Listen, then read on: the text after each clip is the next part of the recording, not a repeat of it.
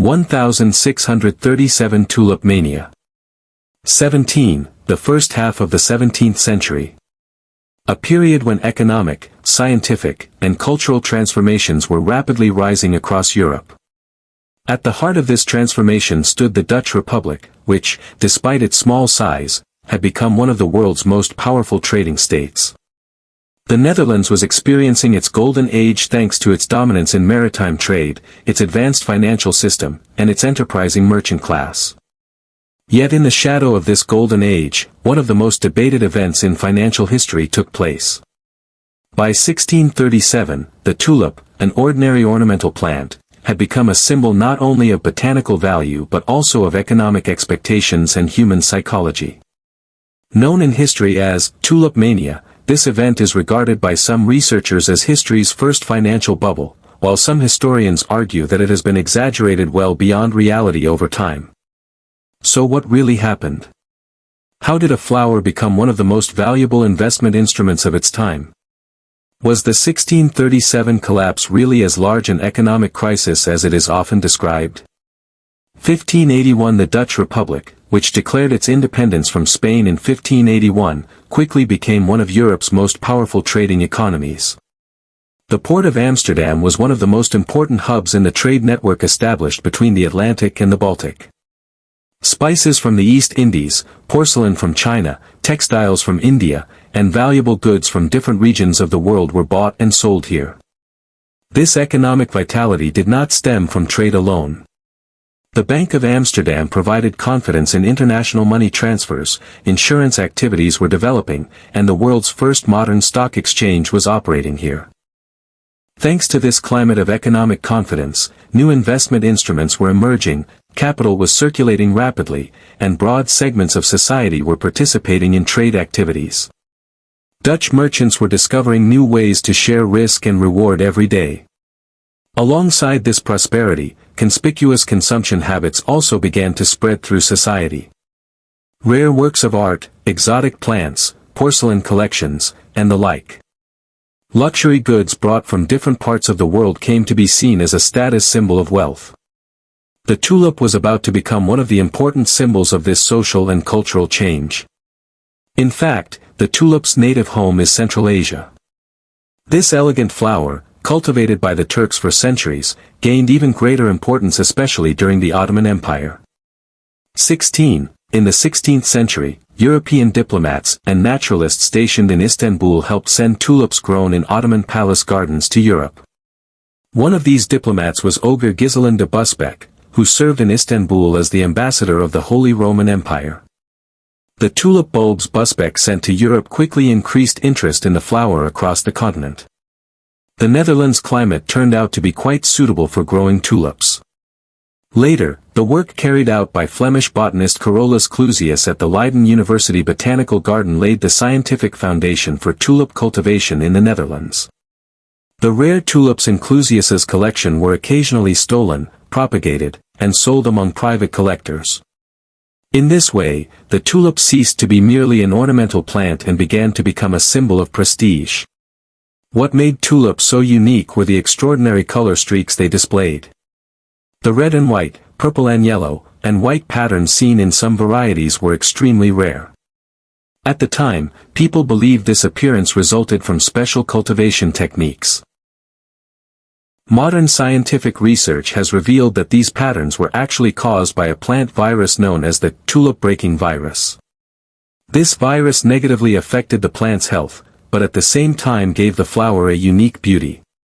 This further restricted supply, continually driving up the prices of rare varieties. In the world of economics, it is natural for rare goods to command high prices. But in the tulip market, rarity was no longer the only factor determining prices. Expectations had also begun to significantly influence prices.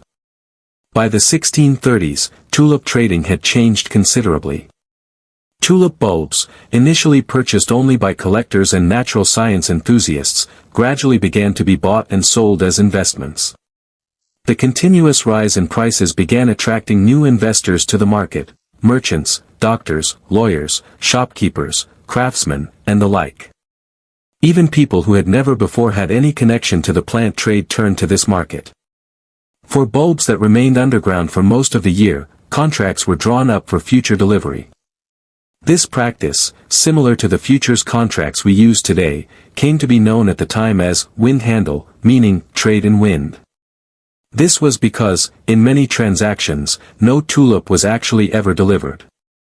What was really changing hands was, to a large extent, expectations about the future.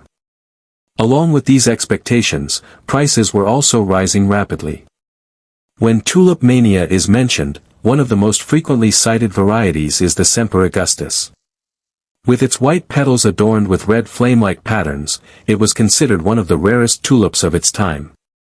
Examining the sales records that have survived to this day, some rare tulip varieties are seen to have risen to prices of several thousand guilders. By way of comparison, this amount could equal the total income a skilled craftsman would earn over several years. However, an important historical detail needs to be addressed here.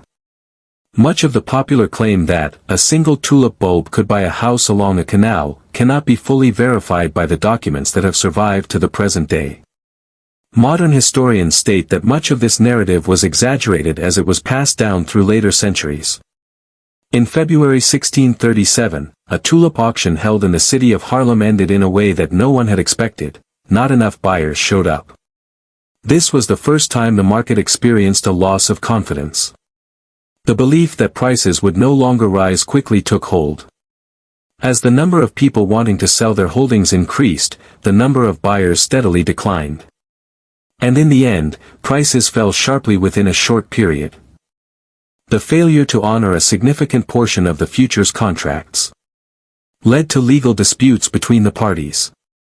The Dutch authorities made certain regulatory changes to resolve the problem and ruled that contracts could be cancelled upon payment of a specific compensation. Even so, market confidence did not return. The speculative frenzy had come to an end. For a very long time, Tulip Mania was portrayed as a massive economic catastrophe that had collapsed the entire Dutch economy.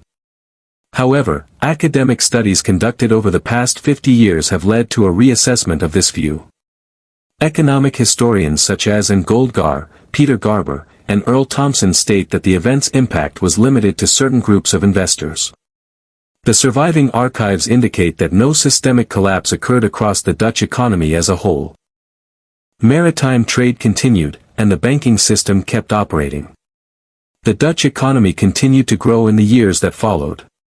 Therefore, the significance of Tulip Mania lies not in the financial collapse it caused, but in what it reveals about human behavior.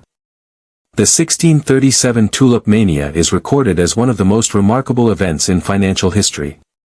Tulip Mania shows us that investment decisions are shaped not only by real value, but also by factors such as expectations, social psychology, and herd behavior. Although nearly 4 centuries have passed, similar dynamics still persist in the world of finance. In technology stocks. In real estate markets.